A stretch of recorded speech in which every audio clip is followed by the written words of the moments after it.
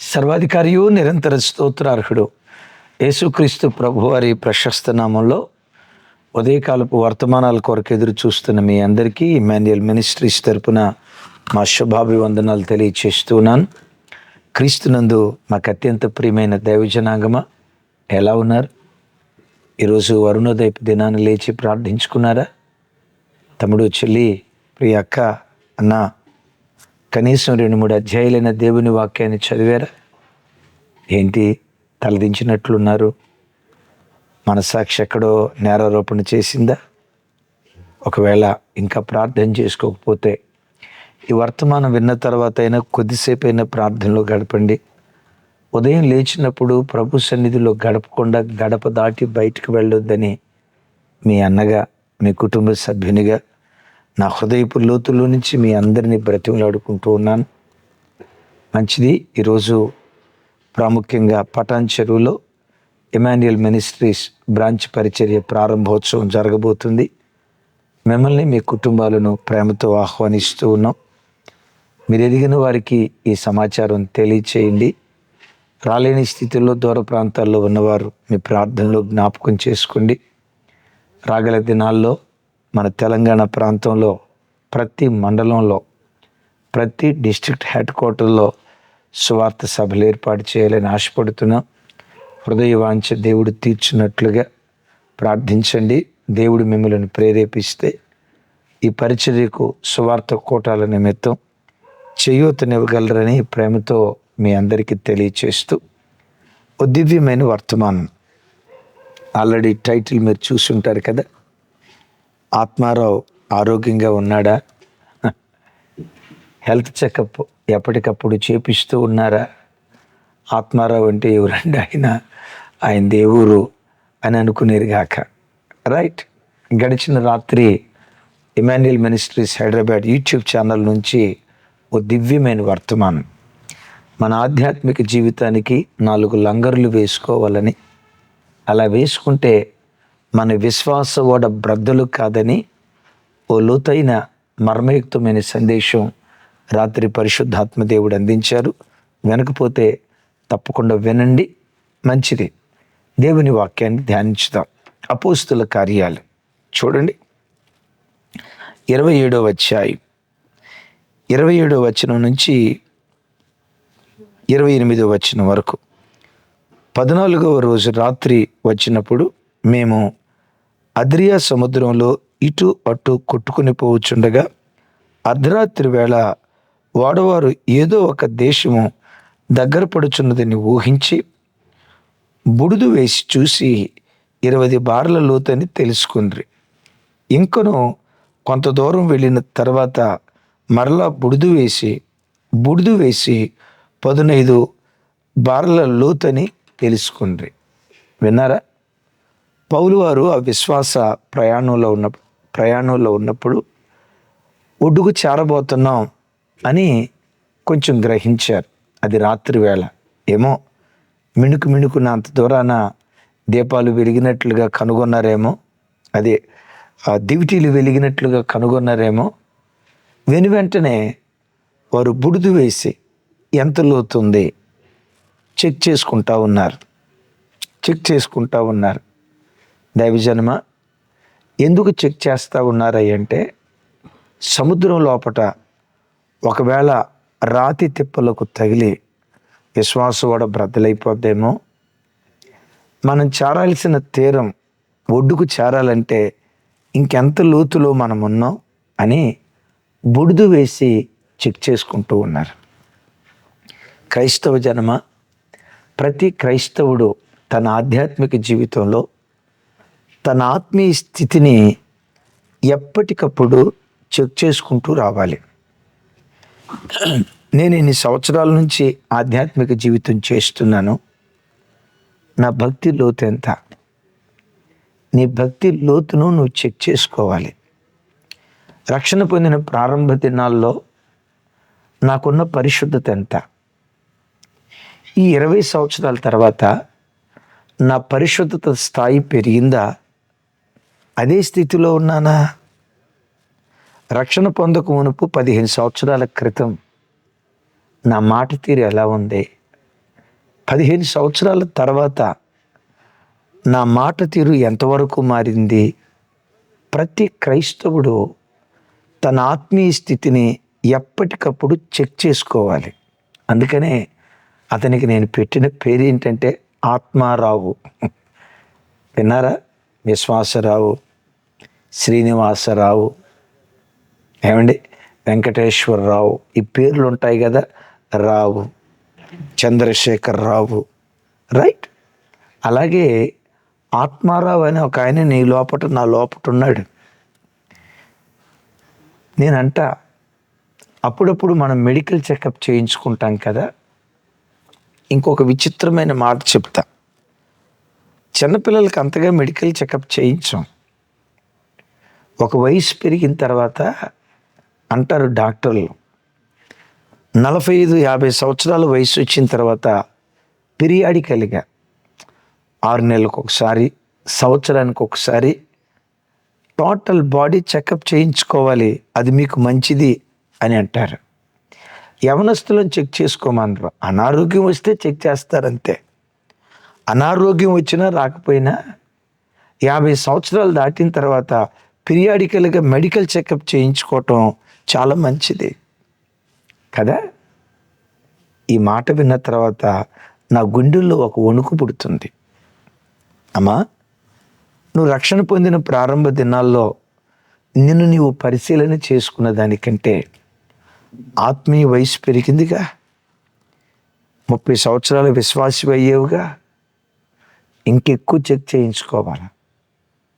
40 సంవత్సరాల విశ్వాసి అయ్యావా, బాబోయ్, ఇంకెక్కువ చెక్ చేయించుకోవాలా. 10 సంవత్సరాల విశ్వాసివా, వయసు పెరిగే కొద్దీ మెడికల్ చెకప్ పీరియాడికల్గా ఎలా చేయించుకోవాలో క్రైస్తవ జనమ ఎప్పుడు నిన్ను నీవు చెక్ చేసుకుంటూ రావాలి. నా ఆత్మీయ స్థితి లోతెంత, నేను ఆత్మీయంగా బ్రతికింది ఎంత, నేను బలపడింది ఎంత. కానీ మానవ జీవితంలో మనుషునికి ఉండే బలహీనత ఏంటంటే, యేసు ప్రభు వారు అంటారు కదా, నీ కంటిలో దూలం ఉంచుకొని ఎదుటివాడి కంటిలో ఉన్న నలుసును గురించి ఎందుకు మాట్లాడుతున్నావు? ఎదుటివాడి కంటిలో ఉన్న నలుసు తీయటానికి ఎందుకు నువ్వు ప్రయత్నం చేస్తున్నావు? గుండెల్లో భయం పుట్టించే మాట. తమ్ముడు, చెల్లి, నా వైపు చూడు. యేసు ప్రభువారన్న భయకంపితమైన మాట, నీ కంటిలో దూలం ఉంది. ఏమండి, ఎదుటివాడి కంటిలో నలుసుంది.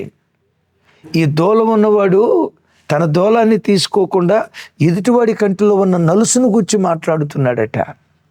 తమ్ముడు, చెల్లి, అమ్మా, నీ ఇంట్లోనే ఎన్నో బలహీనతలు, ఎన్నో బుద్ధిహీనతలు, దూలం లాంటి భయంకరమైన పాపాలు పెట్టుకొని నీలో పెట్టుకొని, నీ పిల్లల్లో పెట్టుకొని, నీ భర్తలో పెట్టుకొని ఎదుటి వాళ్ళ గురించి గుసగుసలు మాట్లాడటానికి నీకు నోరు ఎలా వస్తుంది?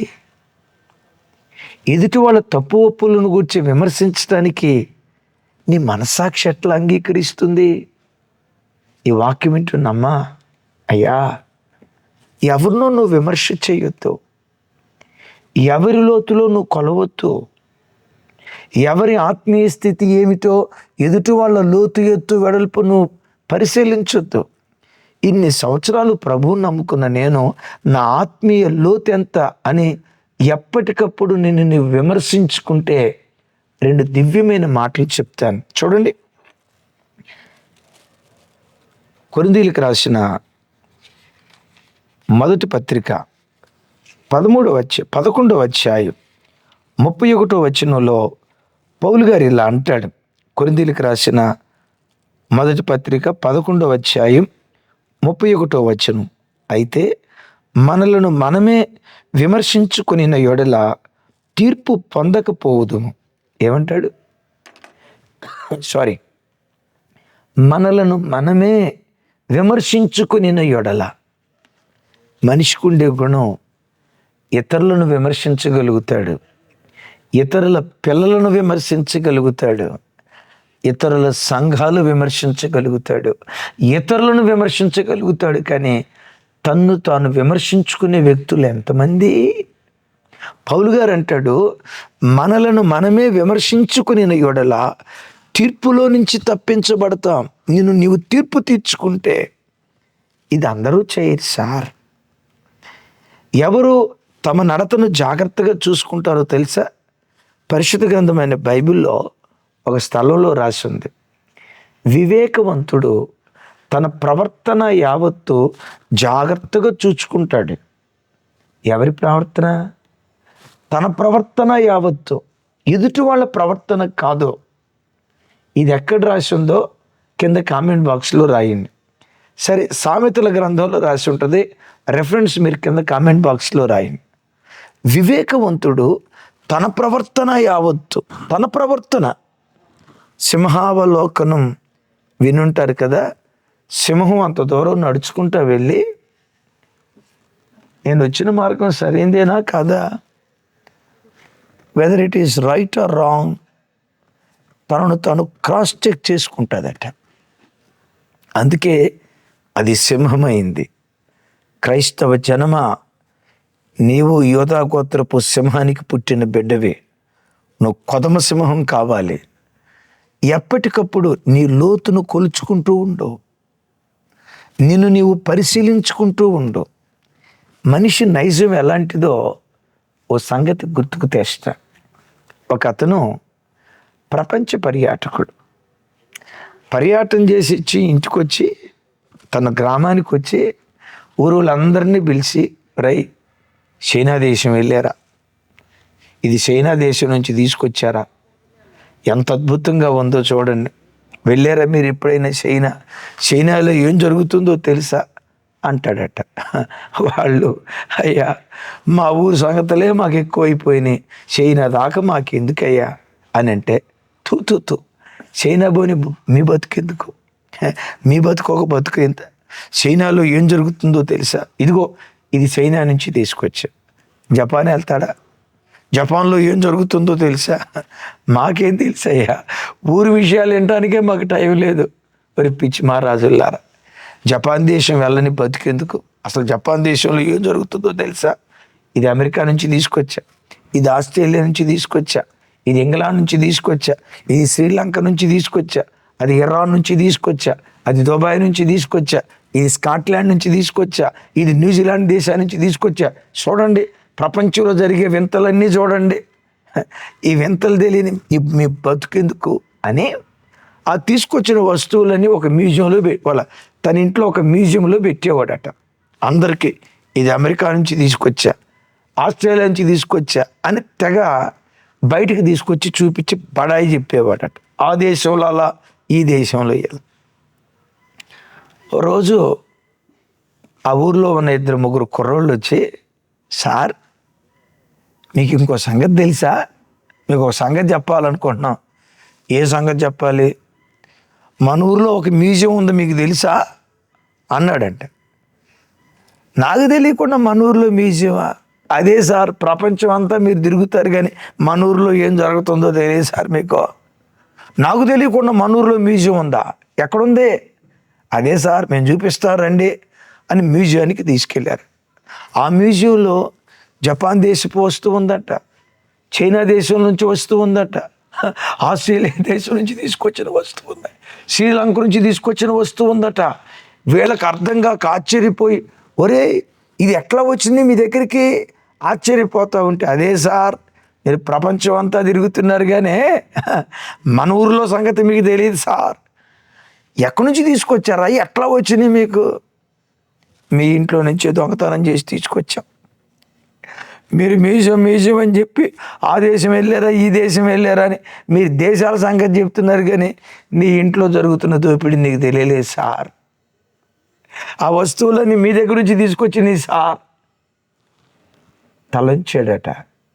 విన్నారా? చాలా క్రైస్తవ కుటుంబాల్లో ఎవరెవరి కుటుంబాల్లో ఏం జరుగుతుందో అది ఇది ఏదేదో మాట్లాడతారు కానీ తన ఇంటిలో ఏం జరుగుతుందో, తన ఒంటిలో ఏం జరుగుతుందో ఆత్మారావును పరిశీలించని వ్యక్తులు కొందరు ఉంటారు. తమ్ముడు, నీ ఆత్మీయ స్థితి ఎప్పటికప్పుడు బుడుగు వేసి నిన్ను నువ్వు జాగ్రత్తగా తీసుకుంటే నీ విశ్వాసవాడ బ్రద్దలు కాదు. అద్భుతం. దావీదు గారు తనను తాను కొలుచుకోకుండా ఇతరులను కొలవటానికి ప్రయత్నం చేశాడు. నాతాను ప్రవక్త వచ్చాడు, అయ్యా దావీదు మహారాజు, ఈ మధ్య మన యెరూషలేములో ఒక విచిత్రమైన సంగతి జరిగింది సార్, మరి మీకు తెలుసో తెలియదో, ఇది తాజా వార్త అన్నాడు నాతాను ప్రవక్త. తాజా వార్త అదే టీవీల్లో వస్తాయి కదా, ఫ్లాష్ న్యూస్ అంటాడు, కానీ ఏముండదు. కానీ నాతాను ప్రవక్త చెప్పిన ఫ్లాష్ న్యూస్ మామూలు న్యూస్ కాదు. ఏంటా తాజా వార్త? ఏం లేదు దావీదు గారు, మన యెరూషలేం పట్టణంలో 100 గొర్రెలు ఉన్న ఒక ధనవంతుడు ఉన్నాడు. అదే యెరూషలేములో 1 గొర్రె కలిగిన పేదాయన ఉన్నాడు. ఆ పేదాయన 1 గొర్రెను అపురూపంగా ప్రేమగా చూసుకుంటున్నాడు. 100 గొర్రెలు ఉన్న ధనవంతుడి ఇంటికి దూరం నుంచి ఒక బంధువు వచ్చాడు. ఈ 100 గొర్రెలు ఉన్న ధనవంతుడు ఏం చేశాడో తెలుసా సార్? తన 100 గొర్రెల్లో ఒకదాన్ని వధించకుండా పేదోడి దగ్గరికి వెళ్ళి పేదోడు కౌగిట్లో ఉన్న గొర్రె పిల్లని లాగి దాన్ని చంపి వచ్చిన బంధువుకు భోజనం పెట్టాడు సార్. వాడు 100 గొర్రెల్లో ఒకదాన్ని చంపలేదు సార్, ఆ పేదోడు గొర్రెలు లాగేశాడు సార్. ఎక్కడ జరిగింది ఇది? ఎక్కడో అంటారు ఏంటి సార్? మన రాజ్యంలోనే. అదే మన రాజ్యంలో ఎక్కడో ఏమంటారు సార్? యెరూషలేములోనే సార్, మన యెరూషలేములోనే. ఎవడా కార్యం చేసింది?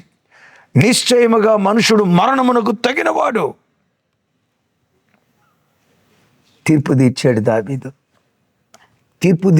దావీదు. వెంటనే నాతాను అన్నాడు, దావీదు మహారాజా, ఆ మనుష్యుడవు నీవే. చూసారా,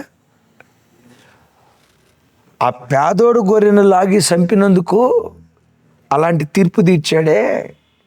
దావీదు చంపింది పేదోడు గొర్రెను కాదు, ఓ పేదవాడి కౌగిట్లో ఉన్న భార్యను లాగాడు. ఆ పేదవాడిని నిర్దాక్షిణ్యంగా చంపించేశాడు. గొర్రెను చంపించినందుకే అంత తీర్పు తీరిస్తే మరి మనుషుని చంపించినందుకు దావీదు తనకు తాను ఇంకెంత తీర్పు తీర్చుకోవాలి? తమ్ముడు, చెల్లి, దేవుని హృదయానుసారుడని పిలువబడిన దావీదును కూడా ఈ జాడ్యం వదిలిపెట్టలేదు. నా చేతులు జోడించి చెప్తాను, ఎవరికి తీర్పు తీర్చుకో, నీవు తీర్పు తీర్చుకుంటా ఉండు. ఆత్మారావును ఎప్పటికప్పుడు మెడికల్ చెకప్ చేయించుకో, బ్లడ్ చెకప్ చేయించుకో, నీ స్పిరిచువల్ స్టాండర్డ్ ఎంతో చెకప్ చేయించుకో. నిన్ను అడుగుతా ఒక మాట. రక్షణ పొందిన ప్రారంభ దినాల్లో ఓ అర్ధగంట ప్రార్థన చేసేదానివి అనుకో. ఈరోజు నీ ప్రార్థనా స్థాయి పెరిగిందా? ఉన్న ప్రార్థన కూడా పోయిందా? ఒకప్పుడు ఒక ఆదివారం ఆరాధన పోగొట్టుకుంటే, అయ్యో ఆదివారపు ఆరాధన పోగొట్టుకున్నానని విలవిలలాడేదానివి. ఈరోజు ఆదివారపు ఆరాధన మానేసి ఎన్ని ఫంక్షన్లకు వెళ్ళట్లా? ఆత్మారావుకు అనారోగ్యం వచ్చింది, జాగ్రత్త. ఆత్మారావు ఐసీయూలో ఉన్నాడు, జాగ్రత్త. బలహీన పడుతున్నాడు, జాగ్రత్త. ఒకప్పుడు సినిమా పేరెత్తితే అయ్యో అపచారం చెవులు మూసుకొని కడగడలాడేదానివి. ఇప్పుడు సెల్ ఫోన్లో షార్ట్స్లో జోక్స్ వింటున్నావు కదూ, సినిమా బిట్స్ వింటున్నావు కదూ. ఇంత పొరపాటు జరిగినా కూడా ఇంత కూడా మనస్సులో కూడా నొప్పి లేకుండా సంతోషంగా తిరుగుతున్నావు కదూ. దాని అర్థం ఏంటో తెలుసా? ఆత్మారావు అనారోగ్య పాలైపోయాడు, ఐసీయూలో ఉన్నాడు. మెడికల్ చెకప్ చేయించుకో. నిన్ను నీవు విమర్శ చేసుకుంటే రేపు తీర్పు దినాన విమర్శలోకి రావు. రేపు తీర్పు దినాన దేవదూతలకు తీర్పు తీర్చేవాడిగా దేవుడు నిన్ను నిలవబెడతాడు. అక్కడ దాకెందుకు? నిన్ను నీవు తీర్పు తీర్చుకుంటే. భక్తుడైన పౌలు తన ఆత్మీయ స్థితిని ప్రారంభంలో కొలత వేసుకుంటున్నాడు. కొలత వేసుకున్నప్పుడు ఏమంటాడు తెలుసా? మంచిది చేయాలనే ఆలోచన నాకుంది, కానీ చేయలేకపోతున్నా. చెడు చేయకూడదు అనుకుంటున్నా, కానీ ఆ చెడే చేస్తున్నా. చేయాలనుకున్న మంచి చేయకుండా చేయకూడని చెడు నేను చేస్తున్నానంటే నా శరీరం అందు పాపం నివసిస్తూ ఉంది. ఈ రెండింటి మధ్య ఊగిసలాడుతున్నాను. ఇప్పుడు గగ్గోలు పెట్టి కేకలేస్తూ ఏమంటాడు తెలుసా? అయ్యో, నేనెంత దౌర్భాగ్యుడను! మరణమునకు లోనగు ఇట్టి శరీరము నుండి ఎవడు నన్ను విడిపించగలడో? చెంచలతోపు మనస్సు, నిలకడలేని మనస్సు, ఇటు అటు ఊగిసలాడే మనస్సు, చీ అంటున్న దాన్ని వింటున్నారా? వద్దు వద్దు అంటున్న దాన్ని ఆ తర్వాత ముద్దు ముద్దు అంటున్నా. ముద్దు ముద్దు అన్నది వద్దు వద్దు అంటున్నా. వాక్యం ముద్దు, సెల్ ఫోన్ వద్దు అని అంట. కానీ ఏం జరిగిద్దో తెలుసా? సెల్ ఫోన్ ముద్దు, వాక్యం వద్దు అన్నట్లయిపోయింది స్థితి. ఆత్మారావు ఐసీయూలో ఉన్నాడు. తమ్ముడు, గంటల తరబడి మోకరించి ప్రార్థన చేయాలి. ఇది నాకు ముద్దు. ప్రార్థనా జీవితం ముద్దు. సోషల్ మీడియా వద్దు అనండి. ప్రార్థనా జీవితం ముద్దు, సోషల్ మీడియా వద్దు అని అంటున్నావు. కానీ ఏం జరుగుతుంది? సోషల్ మీడియా ముద్దు, ప్రార్థనా జీవితం వద్దు. ఎవరో తెలిసేవారు? దౌర్భాగ్యులు. ఆ దౌర్భాగ్యురాలివి నీవేనేమో, ఆ దౌర్భాగ్యుడివి నీవేనేమో. ఊగిసలాడే చంచలమైన భక్తి జీవితం చేసే ఆ దౌర్భాగ్యపు స్థితి ఒకవేళ నీదేనేమో. పౌలు మహాశయుడు తన ఆత్మారావు యొక్క ఆరోగ్య స్థితి పరిశీలించినప్పుడు రోగంతో ఉన్నాడని తెలిసింది. గగ్గోలు పెట్టి ఏడ్చాడు, అరిచాడు, కేకలు వేశాడు. ఆ పశ్చాత్తాపపు హృదయం కలిగిన పౌలు మహాశయుడు ఆ తర్వాత కాలంలో ఏమయ్యాడో తెలుసా? ఓ స్థలంలో అంటాడు, నేను క్రీస్తును పోలి నడుచుకున్న ప్రకారం మీరును నన్ను పోలి నడుచుకునుడి అని అంటాడు. వాహ్! నేను క్రీస్తును పోలి నడుచుకున్న ప్రకారం మీరు నన్ను పోలి నడుచుకునుడి. ఎంత అద్భుతమైన మాట, ఎంత అద్భుతమైన మాట. నేనంట, ఈ దౌర్భాగ్యుడు ఎంత గొప్ప ధన్యుడయ్యాడు. ఈ దౌర్భాగ్యుడు ఎంత గొప్ప ధన్యుడయ్యాడు. కారణం ఏంటో తెలుసా? ఆత్మారావు యొక్క ఆరోగ్య స్థితి చెక్ చేసుకున్నాడు. అయ్యో, అపవిత్రమైన పెదవులు గలవాడను, అపవిత్రమైన పెదవులు కలిగిన ప్రజల మధ్యలో సంచరిస్తున్నాను, వాక్యం చెప్తున్నాను, కానీ నా పెదవులు అపవిత్రమైనవని తన ఆరోగ్య స్థితి, తన ఆత్మీయ ఆరోగ్య స్థితి చెక్ చేసుకున్నాడు యెషయా ప్రవక్త. ఆ పశ్చాత్తాపం చూసి బలిపీఠం మీద నుండి తీయబడిన అగ్నితో పెదవులు కాల్చి పవిత్రపరిచాడు. ఈ అబద్ధికుడి తర్వాత ఏమయ్యాడో తెలుసా? ఇదిగో, నేనును యెహోవా నాకు ఇచ్చిన నా పిల్లలను సియోను కొండల మీద నివసించు సైన్యములకు అధిపతికు యెహోవా వలన సూచనలుగా మహత్కార్యాలుగా ఇశ్రాయేలు ప్రజల మధ్యలో మేమున్నాం. ఎంత గొప్ప స్థితికి ఆ కుటుంబం వెళ్ళింది. యెషయా కుటుంబాన్ని లేవనెత్తిన దేవుడే నీ కుటుంబాన్ని లేవనెత్తునుగాక. పౌలు మహాశయుని క్రీస్తును పోలిన జీవితం జీవించేటట్లుగా చేసిన దేవుడే నిన్ను ఆ రీతిగా మార్చునుగాక. అలా మార్చాలంటే విశ్వాసులారా, నీ ఆత్మీయ వయసు పెరిగే కొద్దీ రోగాలు ఇంకెక్కువ వస్తాయి. జాగ్రత్త. వయసు పెరిగే కొద్దీ రోగాలు వస్తాయి కదా. వయసు పెరిగే కొద్దీ రోగాలు వస్తాయి కదా. నీ ఆత్మీయ వయసు పెరిగే కొద్దీ భక్తి నిర్లక్ష్యం అనే రోగం, ప్రార్థన నిర్లక్ష్యం అనే రోగం, వాక్యం పట్ల ఆసక్తిని కోల్పోయిన రోగం, దేవుని సన్నిధి పట్ల.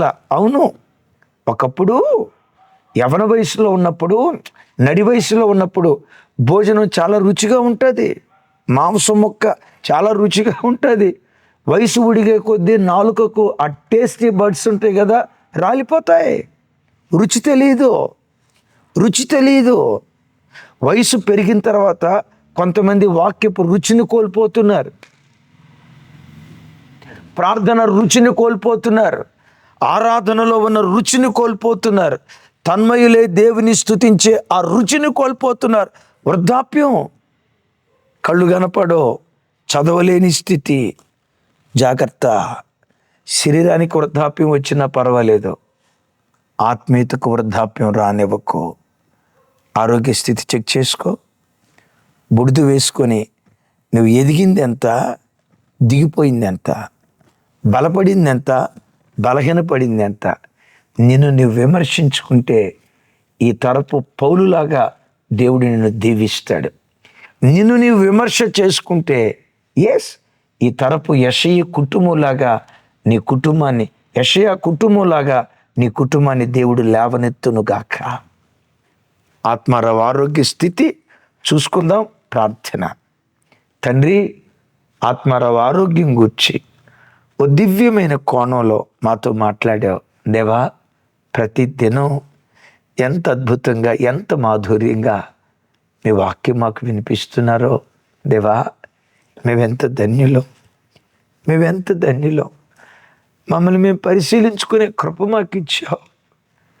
నీ కాళ్ళు కొందనాలేసయ్యా, నీ పాదాలు కొందనాలేసయ్యా. ఇట్టి ధర్మ విధులు కలిగిన మేమెంత ధన్యులం స్వామి. చేతులెత్తి నీ ప్రజలను దీవిస్తున్నాను. ఈ ప్రజలు దీవించబడుదురుగాక. మంచి ఆత్మీయ ఆరోగ్య స్థితి యేసు నామం పేరిట బిడ్డలకు మీరు ఇచ్చుదురుగాక. మాతో మీరు మాట్లాడినందుకు స్తోత్రాలు. ఈరోజు జరగబోతున్న పటాన్ చెరువులో బ్రాంచ్ పరిచర్య ప్రారంభోత్సవం కొరకు స్తోత్రాలు. యేసు నామం పేరిట ప్రార్థించి స్తుతించి పొంది ఉన్నాం తండ్రి. తండ్రి అయిన దేవుని ప్రేమ, కుమారుడైన యేసుక్రీస్తు వారి దివ్యకృప, పరిశుద్ధాత్మ దేవుని సహవాసం మనకు సకల పరిశుద్ధులకు సదా తోడై ఉండి నడిపించునుగాక. ఆమేన్, ఆమేన్, ఆమేన్. Thank you. కృపా సమాధానాలు మన అందరికీ తోడై ఉండునుగాక. ఈరోజు సాయంత్రం 6 గంటలకి ప్రారంభం కాబోతున్న పటాన్ చెరువు బ్రాంచ్ పరిచర్య ప్రారంభోత్సవం కొరకు ప్రార్థించండి, పాలు పంపులు పొందండి. Thank you.